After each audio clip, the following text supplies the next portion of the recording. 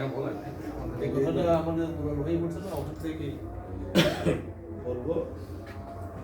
নির্বাচন তফসিল ঘোষণা হওয়ার পরে দুইজন নির্বাচনে প্রতিদ্বন্দ্বিতা করার জন্য আমাদের কাছে আইনানুগভাবে দাবি করেছে, তার মধ্যে একটু হচ্ছে পাবেল, হচ্ছে তুফাজ্জল। দুলাল প্রিন্সিপাল আমাদের কাছে নমিনেশন চাইনি। আমরা একটা রেজুলেশন নিয়েছি লিখিত, আমি না করি সব লিখিত ভাবে। সেই রেজুলেশন নিয়ে আমরা সিদ্ধান্ত ঢাকায় পাঠাই গেছি যে আমরা একে তুফাজ্জলকে নমিনেশন দিয়ে ঢাকায় পাঠাই। 14 তারিখে আমি তুফাজ্জলকে নিয়ে ঢাকায় গেছি। ঢাকায় যাই দেখলাম ঢাকার অবস্থা খুব খারাপ। কি খারাপ? 15 তারিখে নমিনেশন ঘোষণা করবে মহাসচিব। মহাসচিবের অধীন ঘোষণা করার কথা 53টা, উনি 52টা ঘোষণা করে রাজবাড়িটা বগল দবা করে নিয়ে চলে গেলেন মহাসচিব তার বাসায়। সেই বাসায় অবস্থান করতেছেন খোয়ম সাহেব এবং দুলাল প্রিন্সিপাল, সেই বাসায় অবস্থান করতেছে। সবই জানে।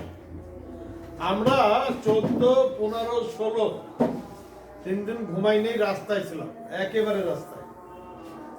এবং 15 তারিখে পাভেলের সাথে আমার সাক্ষাৎ হলো পার্টি অফিসে। পার্টি অফিসে পাভেল আমাকে সালাম করে বললো, কাকা খালি দোয়া করেন, নমিনেশন যেই পাক আমি কিন্তু ধানের শেষে নির্বাচন করবো। যে কথাটা আমি ওই দিন পার্টি অফিসের সাথে খুব প্রকাশ্যে এবং খুব সততার সাথে বলার চেষ্টা করেছি। পাভেল আমার সাথে কি আচরণ করেছে এই নির্বাচনের জন্য আমি খুশি। এই জন্য যে আমার বন্ধুর ছিল, তো আমার ছেলেরও ক্লাসমেট, এই জন্য বলি যেটা ভালো ভবিষ্যৎ আছে। এখন নমিনেশন যখন হচ্ছিল না, তখন শুধু আমি একেবারে জায়গায় একটা কথাই বলতাম যে আমার স্বাক্ষর যদি বাধ্যতামূলক হয় আর আমার স্বাক্ষর ছাড়া যদি কেউ নমিনেশন নিয়ে যায়, তাহলে আমাকে বাদ দিয়ে দেয়। আমার রাজবাড়ি ফিরে যাওয়া খুব মুশকিল, খুব কষ্টকর। আমি যখন দুপুরবেলা খাওয়া দাওয়া করে রাস্তাতে এইভাবে হাঁটতেছি, আর এর এক ভাই নাম জুয়েল, সে অ্যাডভোকেট, আমি রাস্তাতে হাঁটতেছি ঠিক এইভাবে করে। তার আগে সকালবেলা আবার পিএস আব্দুল সাত্তার সাহেবের সাথে আমার সাক্ষাৎ হলো, ও তখন আমার ছিল। উনি বললো যে একটা বিভ্রান্তি হচ্ছে, মুখ শুকায় গেল, একেবারে শুকায় গেল। কি বলে বিভ্রান্তি হচ্ছে? উনি তো ফাইল তো নিয়ে গেছে বাসায়। আমি যখন রাস্তা দিয়ে এইভাবে মাথা টোকা টোকা হাঁটতেছি ফুটপাথ দিয়ে, সম্ভবত পিএস সাহেব ওই পথে যাচ্ছিলেন। পিএস আমাকে একটা ফোন দিল, আমি ফোন ধরে দেখলাম সাত্তার সাহেব ফোন। বললো যে আমার কাছে মনে হচ্ছে আপনার স্ট্রোক হতে পারে। আমি শুধু আপনাকে সান্ত্বনা দেওয়ার জন্য একটা কথা বলি, সান্ত্বনা না, সঠিক কথাটা বলি। এইমাত্র ইংল্যান্ড থেকে একটা মেসেজ আসলো, যে মেসেজটা আমি নিয়ে যাচ্ছি, সেখান থেকে বলা হয়েছে যে সদস্যের আহ্বায়ক যেটা সই করছে ওইটাই হবে। আমি নিয়ে যাচ্ছি, আপনি একটু শান্ত হন। আমার কাছে মনে হচ্ছে আপনার রাস্তায় উল্টে পড়তে পারে। আমি হাঁটতে আমার তারপরেও মনের মধ্যে একটাই থাকি, কিন্তু তখন আছে যদি বলে যে মহাসচিব যে ইংল্যান্ডে বলে যে আমার একটা সিট দেন, একটা সিট হইতে পারে, বিয়ে করতে পারে। দেখ, আমি যখন গাড়ির মধ্যে আসে বসলাম, তার আধা ঘন্টা পরে উনি ফোন দিয়ে বলল যে হ্যাঁ, এই মাত্র স্বাক্ষর করছে। এবং এই ভদ্রলোকটা আব্দুল সাত্তার পিএস, খালেদা জিয়া পিএস, এত আনন্দিত হয়েছে যে আমার বললো যে আপনি পার্টি অফিসে আসেন। পার্টি অফিসে গেছে আমার সাথে, আমাকে জড়াই ধরলে, এরকম কেউ জড়াই ধরে না, কোলাকুলি করতেছে আমার সাথে। উনি একটু ফাঁকে থাকেন, মাস্ক টাস্ক নেই। এগুলো তো বদলত সচিব ছিল, ডিসি ছিল, ম্যাজিস্ট্রেট ছিল, সচিব ছিল, সেই ভদ্রলোক আমার একেবারে জড়াই ধরলে। তার অর্থটা হলো এই যে উনিও চাচ্ছিলেন এবার। হওয়ার পরে আমরা ওখান থেকে সব ইটি করে গাড়িতে উঠেই আমি একে বললাম যে তুমি, আমরা একটা কাজ করি, আমরা হারুন আসলামের সাথে আমরা মানে নাস্তা করার কি আছে, পেটে আসি না, কিন্তু নাস্তা করবো, নাস্তা করি, তুমি একটু বাসায় যাও, একটা ফোন দিয়ে যায়। ইট ওয়াজ মাই ফার্স্ট প্রপোজাল। কথা হলো হিসাব করে বলতে হবে, হিসাব করে চলতে হবে। It was my first proposal. Party office থেকে বাড়াই রাস্তায় আছি, বললাম তুমি খোয়েম সাহেবকে ফোন দাও। তুমি খোয়েম সাহেবকে ফোন দিয়ে বলো যে আমি একটু আসতেছি, সালাম করে আসো। তুমি পাভেলকে ফোন দাও, আমি বলেছি। ও বললো যে আমার ফোন দেওয়া নিষেধ। খোয়েম সাহেব নাকি কসম কাটে বলছে তুই আমার জীবনে ফোন দিবি না। আমি বলছি এরকম মেলা কসম টসম যায়, এসব বাদ দিয়ে ফোন দাও। ও বললো না, কসম গেছে তো আমি এখন যাবো না। ভালো কথা। গাড়িতে উঠলাম, গাড়িতে উঠে বললাম যে পাভেলকে ফোন দাও, যদি ফ্রি থাকে আমাদের সাথে যায়। কিন্তু কি আনন্দের বিষয় এটা আমি তখন বোঝাইতে পারবো না, কি আনন্দ পাচ্ছিলাম। আমি তোমার সন্তান তো, আমার না যত কথাই বলি না কেন, কোনো একটা কারণের প্রেক্ষাপটে আমি নমিনেশন দেই, কিন্তু পাভেল তোমার সন্তান। আমি বললাম যে পাভেলকে দাও, পাভেলকে আমার সামনে এসে ফোন দিল। পাভেল বললো যে আমি একটু আদারওয়াইজ ব্যস্ত আছি, আমি যাবো, আমি আগামীকালে আসতেছি। নর্মাল। এরপরে আমরা আসলাম 16 তারিখ রাত্রে, 17 তারিখ নমিনেশন সাবমিট। কমপক্ষে 100 বার বলছি ব্যাংকলোড আছে, ব্যাংকলোড না নেই, আমাদের নামের ভুল হলেও সমস্যা নেই, আকাশ মেয়ের জায়গা কয় একটা কম হলেও সমস্যা নেই, ব্যাংকলোড হলে কিন্তু সমস্যা আছে। আমার রাত্রে ঢাকার থেকে ফোন করে বললো তো ভাই তোফাজলে ব্যাংকলোড আছে, ঢাকার থেকে বলতেছে। আরে আমি ওর ফোন দিলাম, ও বললো তো হয় এই গেছে, ফোন যাচ্ছি। ধাক্কা খেলাম, সাবমিট করলাম। বাসায়ের দিন আমরা করে আমার খুব সকাল বলা যায়, বাসার থেকে সাইজে গুজে আসছি তেল সেতু নিয়ে। মোহাম্মদ আলীর সামনে বসে আছে, আমরাও সামনে বসে আছি। কি মোট, কি খবর চেয়ারম্যান সাহেব, ভালো তো ম্যানেজার সাহেব, এতখানি মোট নিয়ে কথা বলতেছি। কিন্তু যখন বাসাই হলো প্রথম আমাদেরটা উঠলো এবং বললো বাতিল। ওই জায়গা থেকে কি আমরা উঠতে পারি? আমি বললাম যে এখনই আমার মৌলি দিতে হবে, সার্টিফিকেট কপি এখন দিতে হবে। রিটার্নিং অফিসার বললো ভাই আপনি কি করবেন? আমি কিন্তু আপনি দেবেন, সার্টিফাইড কপি দেবেন, কি করবে সেটা আপনার বিষয় না, এটা আমার বিষয়। সার্টিফাইড কপি এখন দেবেন। বলে নকল চাবেন, তারপর নকল খানার থেকে আসবে। নো, হাতে লেখা, এখানে কম্পিউটার আছে, কম্পিউটার করেন, কম্পিউটারে করে ওইটা দিয়ে সইগুলো দেন। উনি তখনই মানে সই করতে বাধ্য করলাম, দিতে চাই নাই। সইটি করে আমি নিজে ওই জায়গায় কোর্টে বসে আপিল লিখে ফেললাম। আপিল লিখে আমি নিজের টাকা দিয়ে পাওয়ার টাওয়ার কিনে নিয়ে এসে সব দিয়ে আপিল জমা দিয়ে দিলাম। ওর সই কিন্তু আমরা করছিলাম, তাড়াতাড়ি পাস সই করে নিয়ে আপিল জমা দিলাম। আপিল হিয়ারিং হলো। আপিল হিয়ারিং হওয়ার পর ডিসি সাহেব আমাদের পক্ষেই ছিল আমার কাছে মনে হচ্ছিল, কিন্তু এক পর্যায়ে ডিসি সাহেব ফাঁকা জায়গায় 5টার সময় ঘোষণা করবে, ফাঁকা জায়গায় উপর থেকে এক পিয়ন এরকম করতেছে, বুকের মধ্যে বেশ সাহস। তারপরে আমাদেরকে ফাঁকা ইসেতে বলে সবাইকে ডাকেন, আমি নিচে সবাইকে ডাকলাম। তারপর ভিতরে আসেন, ডিসি সাহেব ভিতরে যায় বললো আপিল বাতিল। এই কথাটা নিয়ে ওখান থেকে আসবো কিভাবে, কামরুল সাহেবের সাথে ওখান থেকে কিভাবে আসবো আমি বুঝতে পারতাম না। কি বলবো, এক হল লোক বসে আছে, এখন যে আমি কি বলবো, কিন্তু খুব ধৈর্য ধরে থাকলাম। বললাম কিচ্ছু হয় নাই, কোনো সমস্যা নাই, সেই সমস্যা নাই বলে আমি আবার ডিসি সাহেব এখন রকম দেবেন, এখন তেমন আমি এখন দেবেন।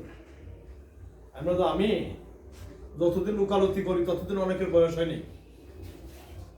আমি এখন চাই, কামরুল সাহেব ওদেরকে তো মানে আগুন হয়ে গেছে, এখন দেবেন, এখন দেবেন।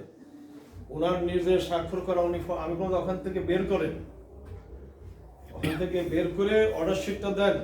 আর আমি যেটা জমা দিয়েছি আগেরটা রিটার্নিং অফিসার রিসেপশন, ওটা অরিজিনাল দেন। ডিসি সাহেব বললো যে আমি অরিজিনাল জীবনও দেবো না। আমি যে আপনার জীবনও না, এখন দেবেন, এখন দেবেন। আপনি বহু কাউতারি করতে প্রথম থেকে, মুখ খারাপ হয়ে গেল তার সাথে আবার। আপনি বহু কিছু পরে পেশ করো, যখনকার পিয়ে আসে বললো যে স্যার এটা দেওয়া যায়, উনি একটা লিখে দিক দিয়ে অরিজিনাল বুঝিয়ে পাইলাম। আমি 1 ঘন্টার মধ্যে সমস্ত কাগজ রেডি করছি, 1 ঘন্টার মধ্যে। গায়ে আগুন ধরে গেছে, 4 দিন খাইনি। 1 ঘন্টার মধ্যে ওকে নিয়ে বললাম যে আমার আর এখন ঢাকায় মুখ করার মতো শারীরিক অবস্থা নেই। সারাদিন যা করছি ঢাকায়, সাথে তার আগের দিন রাত্রে আমি ঢাকায় বললাম তো একজন ব্যারিস্টারকে রেখে এটা বাতিল হচ্ছে মনে করে রিটটা লিখে ফেলো। তারা আগের দিনই রাত্রে রিট লিখে ফেলে, তারপরে ওরে সঙ্গে সঙ্গে রাত্রে পাঠায় কোনো জায়গায় ব্রিজ ভাঙা, সেই ব্রিজ ভাঙার জন্য অনেক দেরি হয়েছে, যাক সকালবেলা যায় রিট ফাইল হয়েছে। রিট যখন ফাইল হয়েছে তখন তো আমি এটা আশান্বিত হাইকোর্টে এটা মানে হবে।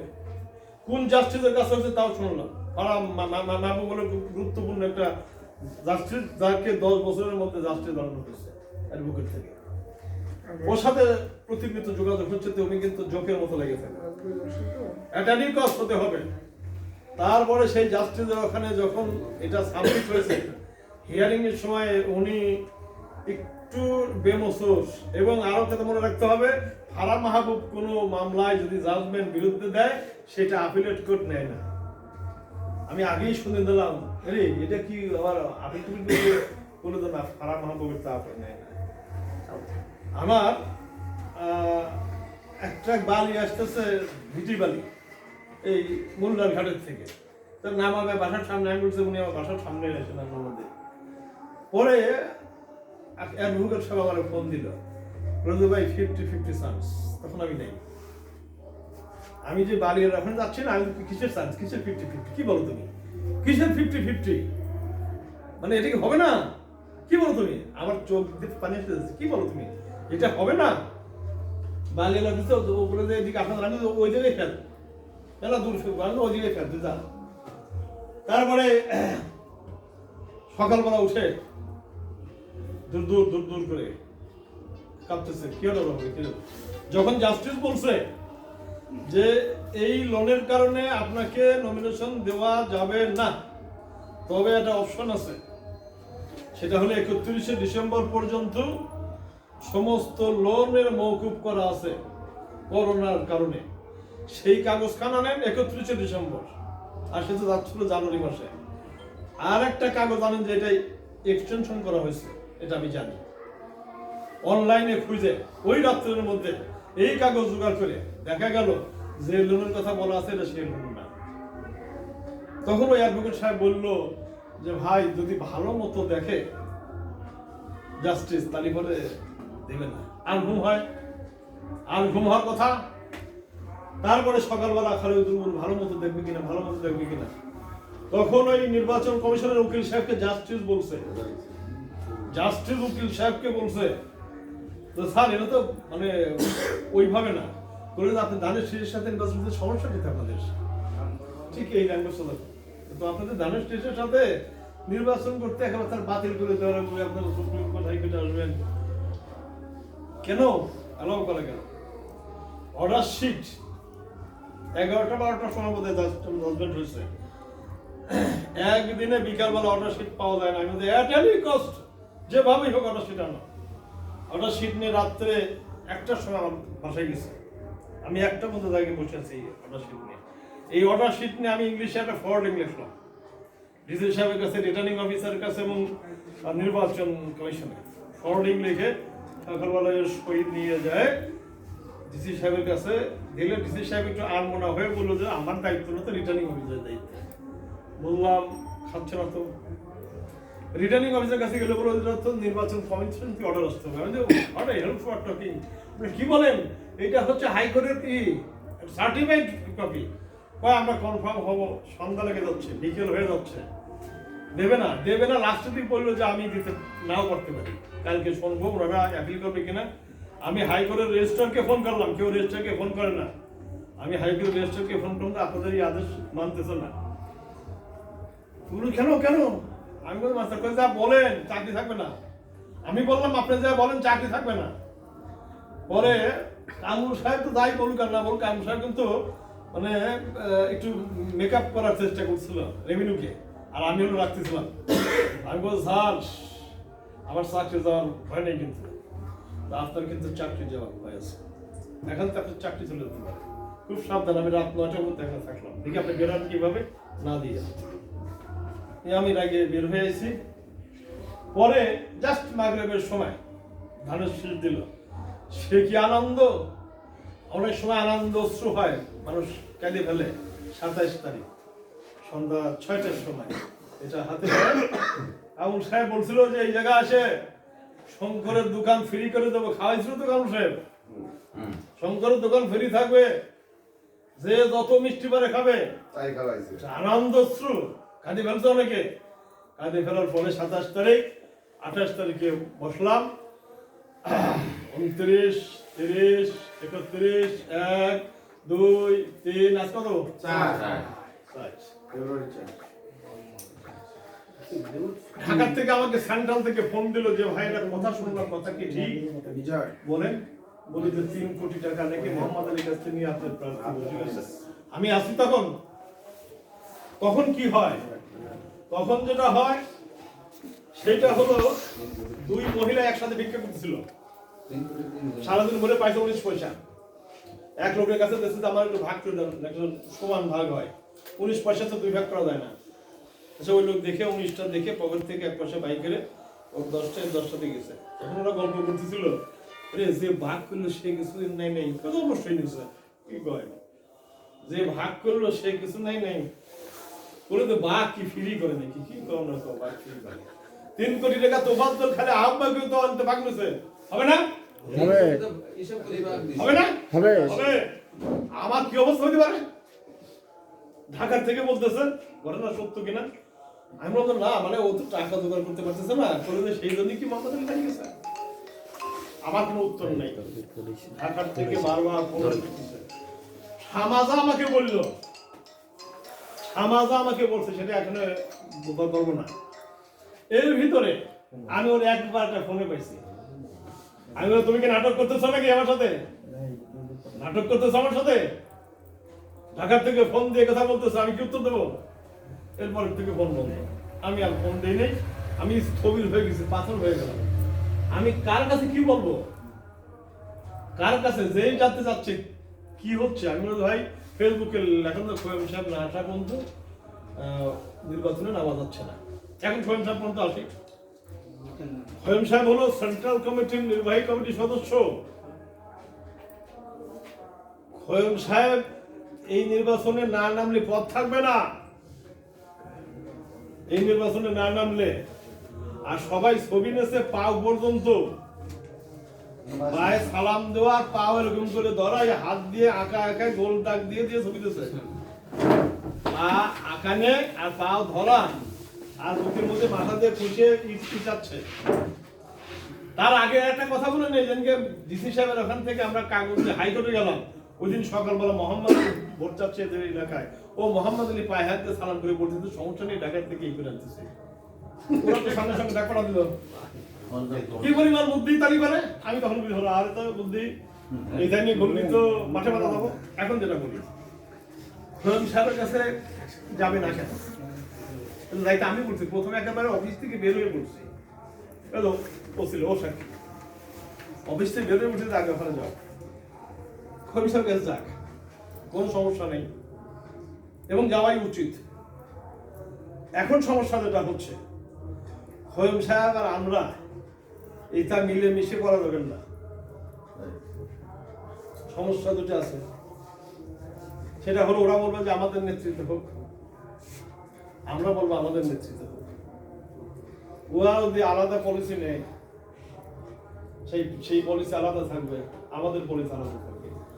ওর 70-4-5 জন আমার বলে ভাই এখন যা ঘুম হতেছেন কে, বললে এখন ঠগায় আর সমস্যা হবে না, কিন্তু তাকে ঠগাবো কিভাবে? এখন যে আসে গেছে না, এতে আমাদের আর কাজ করা লাগবে না, এখন খালি চা খাবো, বিড়ি খাবো, ঘুমাবো। যে এসে গেছে সেই কামটা সেটাই দেবেন। কারণ হচ্ছে এই যে তাকে জবাবদিহিতা করতে হবে। তো গতবার দাও নাই কেন? 10 সালে আওয়ামী লীগ ক্ষমতা ছিল, ও পাইছে। তুমি গতবার তোমার ছেলেকে দিলা কেন? এবার হয়ে গেল, এই যে হয়ে গেল, এইটার উত্তর তাকে দিতে হবে। তো সেন্ট্রালে তাকে দিতে হবে। সেন্ট্রালে কি পরিমাণ ক্ষমতা আছে? আমি যে পার্টি অফিসের সামনে যাই কেমন দাঁড়াইছি, তারপর দেখি যে আমার ভাইসতে মুড়ি খাইতেছে, ঝাল মুড়ি, গুলশান অফিসে। আমি কি খাই? ঝাল মুড়ি। আমি বলে যাই, আমি কি আমি না আমাদের খইরা দুলাল করে মেরেছে, ওইরকম 5 লাখ আছে তো ছোট নিয়ে তাই আমি ভাইসতে বুঝে ওই পার্টি সেখানে বসে আছি, কয়েম সাহেব ওই পদ্ধতি নিয়ে বের হয়ে যায়, আরে গাড়ি হেলান দিয়ে গাড়ির মধ্যে শুয়ে আছে। তো এত কিছুর পরেও তোমাকে আমি একটা কথা বলি, যুদ্ধে যাইতে হয় নাকি আপন ভাইকে নিয়ে?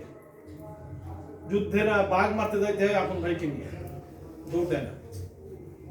আমরা এখানে যারা আছি তারা এতদিনের পরীক্ষিত,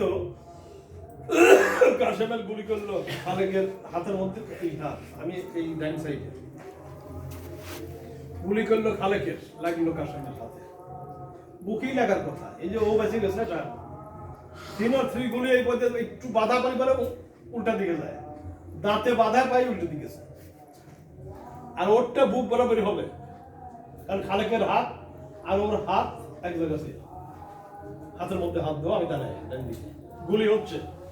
আমরা কিন্তু দৌড় দেই নাই, সেই দৌড় দেওয়ার পাবলিক তো আমরা না। তুমি আমাদের সম্পর্কে তোমার ধারণা খুব কম। কোন মস্তান গুলো রাজবাড়ি থাকি না, কোন বড় নেতা গুলো রাজবাড়ি থাকি না, কিন্তু তুমি যেটা করছো সেইটা ছিল লজ্জাজনক। কেন লজ্জাজনক ছিল? তুমি পায়ে ধরে মাপ চাচ্ছ, পত্রিকায় দিচ্ছে এইভাবে যে 20 মিনিট পায়ে ধরেছিল, আর একজন লিখতেছে এইভাবে যে সেন্ট্রাল লিডারের পায়ে ধরে যদি আনা লাগে তাহলে পরে বিএনপি লজ্জিত হইল, ধানের শীষে যদি পায়ে ধরে আনা লাগে। আমরা ওই পার্টি অফিসের দ্বারা বলছি 21 বছর পরে বিএনপি স্বাধীন হয়েছে, বিএনপি ভেস্টেড প্রপার্টি হয়েছিল, অর্পিত সম্পত্তি হয়ে গেছিল, সেটা আমরা অবমুক্ত করছি, বিমুক্ত করছি। তুমি রাত ওখানে গেলে চলে, আমি আরো ধন্যবাদ জানাই ওকে, পাভেল, আমরা যেদিন নমিনেশন পেপার জমা দেই ওকে ডাকি নেই, ও নিজে উৎসাহিত হয়ে আমার সাথে আসছে। আমি ওর সাথে তো মাঝে মাঝে মুখ দেখাইতে পারি না। মালিক আমার বাসায় একটা কথা বলতো যে ভাই আপনি আমার মনের থেকে আজকে হঠাৎ উঠে গেলেন, কথাটা আমার স্মরণ থাকবে আজীবন। কেন উঠে গেলাম? ওকে দিলাম না, আমি জানি যে মালিকও ঠান্ডা হবে। কারণ কি, মালিকের সাথে আমার আজকে নতুন ইতিহাস না, কাশেমের সাথে আমার নতুন ইতিহাস না, মালিকের সাথে আমার নতুন ইতিহাস না, তো আকাশের সাথে আমার নতুন ইতিহাস না। এই সমস্ত ইতিহাস অনেক আগের ইতিহাস, যারা মাঠে ছিলাম। আমরা কিন্তু একটা যুদ্ধের ফিল্ডে আছি এখন। এখন তুমি আমাদেরকে বলো, আমি আগে বক্তব্য রাখলাম এই কারণে যে সমস্ত বিষয়গুলা টাফি ম্যাটার। 3 দিন না খাই আমি, আরো 3 দিন না খাই। খাওয়া বলতে কি, খাইনি না, কি খাচ্ছি, কোথায় খাচ্ছি, কোথায় ঢুকছি, রাস্তায় একটা দুটো রাত, তাই না? কোনো কিছুই আমরা বুঝতে পারছি না, ও জানে। এবং ও খালি পাঞ্জাবি গাইতে আমি দেখলাম না, কত নাম সকাল সকাল এরকম করে কাঁপতেছে যে এইটা কিনা না, দেখতে কিনা এরকম করে কাঁপতেছে রাস্তায় রাস্তায়। আমরা তুমি আমাদেরকে কি মূল্যায়ন করলে? আমার বাসায় লোক কাটে না, অথচ আমার বাসায় আর 7 দিন করে লোক যায় না। দেখি মিউজিক্যাল ক্লিনিক এর কেউ আসিস যদি একেবারে কেমন লাগতেছে, কি করবো, রাস্তায় বের হচ্ছি না ভাই। ও বলে টাকা খায় বসে গেল। এখন একটা কথা বলি, আমরা যারা বলতেছি যে এখন স্পিডটাকে রাখার জন্য বলতেছি, টাকা খায় বসে গেল, এই কথা ঢাকার থেকে শুরু করে মনোবির সবার মধ্যে এই কথাটা ছড়াই গেছে, টাকা খায় বসে গেছে। এবং যেহেতু পত্রিকা পোস্টার নাই, ব্যানার টানার কিছুই নাই, কোথাও কিছু নাই, কাজে এটা স্বাভাবিক। 2 নাম্বার হচ্ছে ইটের ভাটার একটা আইন আছে, আইনটা নিয়ম হলো ইটের ভাটা আগুন ফায়ারিং করতে করতে উপর দিয়ে জিল বাড়ায়, যখন জিল বাড়ায় তখন বোঝা যায় যে এই একটা সেন্ট বাড়ায়। কিন্তু 6 ঘন্টা পর পর ওকে ফায়ারিং করতে হয়। যদি কোনো কারণে দুটো ফায়ারিং বন্ধ হয়ে যায়, কয়লা বা কাঠ দিয়ে, তাহলে পর 1.5 ফিট আগুন নিচে নেমে যায়। এই 1.5 ফিট আগুন নিচে নামার পরে ওই আগুন ওই ফাটা পর্যন্ত পৌঁছাইতে আগে যত খড়ি লাগছিল আবার সেই খড়ি লাগছে, এটা ওকে ফাটার নিয়ম। যদি আগে 2000 মন খড়ি লাগে, ওই 1 ইঞ্চি উঠেছে 2000 মন খড়ি লাগে। কাজেই খড়ি দিয়ে এখন একটা কথা যে ভাই দাঁড়ানোর দরকার, দাঁড়াইছি, ধানের শেষ নমিনেশন পাওয়ার দরকার, পাইছি, হয় হবে, না হবে, আমি ভাই টাকা পয়সা। প্রথম কিন্তু তুমি আমারে বলছো টাকা পয়সা কোনো সমস্যা না, সমস্যা হলো নমিনেশন। তাই না? তুমি মেয়র ছিলে, তুমি আকাশ মিয়ার ছেলে। আর একটা কথা বলি আজকে, আকাশ মিয়ার সাথে রিক্সায় যাচ্ছি, কই যাই কোনো দুটো হলে যায়, টাকা নিয়ে এসে দিচ্ছে, আমি আর আকাশ মিয়া একসাথে সিগারেট খাই, তাহলে হলে যাও না দিকে, আমার টাকা নেই কাছে। হলে বসে হলের থেকে টাকা দিল, আমি বললাম যে আপনার সিগারেট খাওয়ার টাকা নেই, এই সম্পত্তি বেঁচে গেলে 200 বছর যাবে। বলে তো আমি 100 টাকা বেচবো না, এটা কারণে মানুষ কবি যে সর্বশেষ আকাশ মিয়া জমি বেঁচে খাইতেছে। বলে যে পতন তো হবেই, জমি বেঁচে খাইতেছে আকাশ মিয়া, আমি জীবিত থাকা অবস্থায় এটা করবো না। তার ছেলে আকাশ মিয়ার গাড়ি পুলিশই ধরলো ফরিদপুরে, থানায় নিয়ে গেল, গাড়ি আনবার পরে খুঁজতে হয়েছে, গাড়ি আনবো না। তার ছেলে, আমি অবাক হই, আমি বললাম যে আকাশ মিয়া লেখাপড়া জানতো, আকাশ মিয়ার সাথে বেশি ডিপ আকাশ ছিল না। আকাশ মিয়ার বাড়িতে দুটো লাইব্রেরি ভরা বই, এইটা আকাশ মিয়া পড়তো। কইম সাহেব বলে যে আপনাদের না নিয়ে পারেনি, শিক্ষিত লোক আপনারা কি করেন না করেন, আকাশ মিয়া সরকার মানুষ হইল। কথা তো ঠিকই বলতেছে, দেখে মানুষ হলো, তার সওয়াল একটা মানুষ হইল। আবার এই বলতে লেখা আছে, ডকুমেন্ট আছে, কালকে তো ওরে পড়ে শোনাইছি, তোমার মধ্যে কি লিখছে এর মধ্যে আছে, চ্যালেঞ্জ, তুমি আমাদেরকে কিন্তু অপমান করছো, সিরিয়াসলি অপমান করছো। আর কি করছো, আমরা সেন্ট্রালে এইভাবে দাঁড়াতাম, এইভাবে, আর এখন দাঁড়াবো এইভাবে, দাঁড়ানো দুই রকম। তুমি জিতে যাইতা, একেবারে জিতা ফল, হাতের ফল দেখবা। অনেক সময় লাস্ট বল ক্যাচ হচ্ছে, 3 বার মিস গেল, একবার ধরে একদিকে ছুটিয়ে হাতে গেল, এতে গেল নিচে গেল, দাঁড়া থাকলো, লাস্ট বল না বল ইয়ে গেল। আমাদের তাই এই হাতে ধরলাম, এই হাতে এই হাতে ধরলাম, শুয়ে পড়লাম, বল মারতে। তাহলে কি হলো, বিরাট ক্ষমতার কাছে গেছে, ওইটা করা লাগে। কিছু কিছু সময় ওইটা করতে হয় না, কেন করতে হয় না? বাচ্চা জাহাঙ্গীর, সে দিল্লির সম্রাট, পিছনে সেল লাই কামড়াচ্ছে, রাজাদের গাউন পর না, ওই গাউন পর কিন্তু পিছনে হাত ধোয়াটা বিয়াদবি দেখে অজ্ঞান হয়ে পড়ে গেছিল, পিছনে হাত দেয় নাই। দিল্লির সম্রাট, এটা ইতিহাসের বইতে আছে। আকাশ মিয়া সার্কিট হাউসে ওবায়দুর রহমান আর শাহজাফর এসে বসলো আমার সাথে, একসাথে বসে গল্প করতেছি। শাহজাফর একটু বেশি কথা বলে আকাশ বললো, থামো জাফর থামো, কথা কয় না, অশোক বেশি কথা কয় না আমার সামনে। শাহজাফরকে বললো, আকাশ মিয়া বললো, তুমি তার সন্তান, আমার কাছে কালকে আমি একদম বললাম ওর তো ডিএনএ টেস্ট করা দরকার। সত্যি কথা আকাশ মিয়া সলকে আমার সন্দেহ হচ্ছে, এখন সন্দেহ হচ্ছে, ডিএনএ টেস্ট করো।